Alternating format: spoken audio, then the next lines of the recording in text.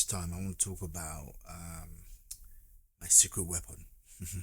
Sounds like an action movie.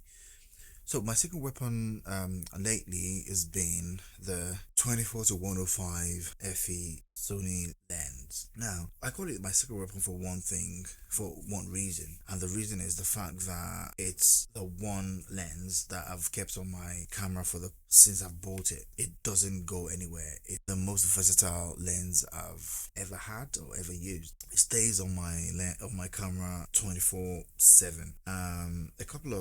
A while ago I decided to get rid of all my lenses, but this is the one lens that I got to replace all of them.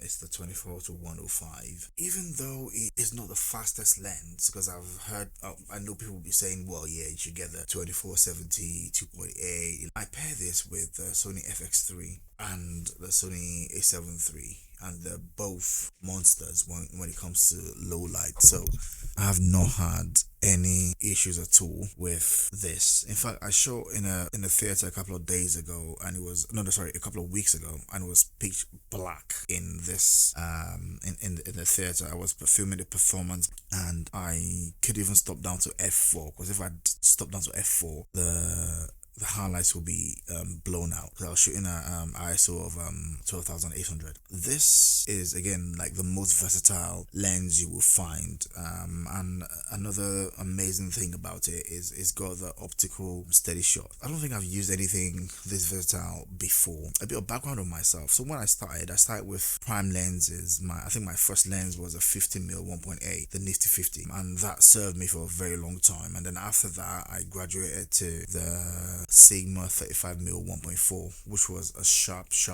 amazing lens as well. And I've always been a fan of prime lenses, but this is my first time trying a zoom lens. It's blown me away. People will say it's not the sharpest, but again, I'm not exactly chasing that. But this just gives me the option to get tight shots and get long shots. Like it's just versatile. You can do anything you want with this, and I think for a very long time it will be one of my steady tools. I've heard a lot of my favorite creators talk about the 24-70 GM, but again, maybe because I don't need it.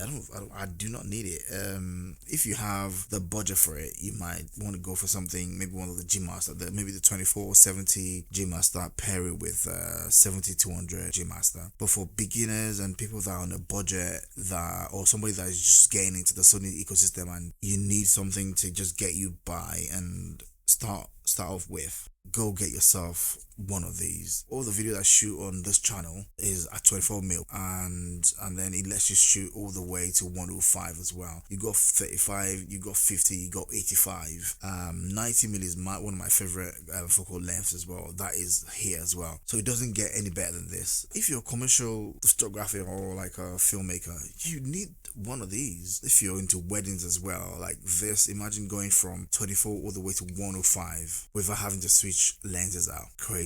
I used this for a graduation ceremony a week ago now, and it was so good to be able to push as far as possible and then come back into tight, and it's just exceptional. If you're starting out, get one of these. If you're a professional as well that does different types of work and you're always on the move and you just need something versatile that you can capture an amazing image with, get this. I can't tell you how shocked I am at the quality of the picture that comes out of this. I shot a music video a couple of weeks ago, and even though I brought all my cameras, I wanted all my lenses, and I wanted to use all the different ones for different parts. Majority of that video was shot with this. Again, that tells you that if you know what you're doing, you can achieve amazing things. And I'm not paid by Sony or anybody to say this to you. My ultimate dream lens would have been the 50mm 1.2, the G Master one, which is still going to be, I'm still going to have to get that at some point, because that would be the best ever lens I've ever used. But the fact that this is so cheap and it's so readily available,